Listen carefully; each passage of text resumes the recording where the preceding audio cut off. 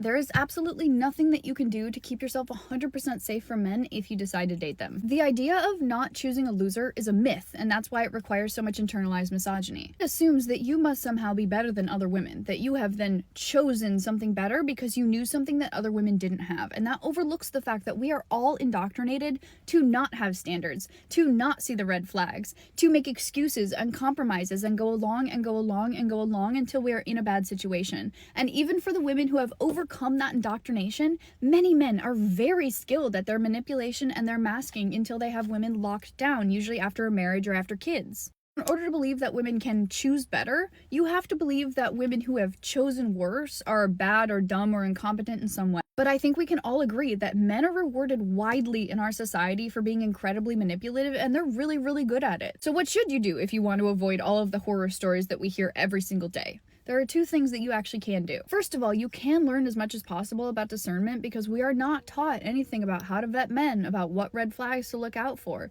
So the more that you can give yourself that education, the more that you will be prepared to see men for what they are and then walk away if they're not giving you what you want. That's going to filter out the obviously misogynistic and low effort men, but the problem is also the sneaky men. And I'm just going to give you the blunt truth. There is nothing that you can do to completely keep yourself safe from those men except for not dating men. So the second thing you can do is always have an escape route. That can mean independent money that he has no access to. That can mean an independent job, aka an income that he does not have access to. That can mean a very strong family unit who you can never be isolated from and who can come pick you up from any bad situation and would at the drop of a hat. Or you can have a go bag. But regardless of how much you love this man, regardless of what he tells you, regardless of what a good man he may actually be, you need to always plan for the very real possibility that he could switch up on you at any moment. Because the closest to true safety a woman can actually have while dating men is to know that even if he switched up on her at the very moment after postpartum, she would have the ability and the willpower to leave. That's how you stay out of a horror story where everyone is asking, why didn't she just leave?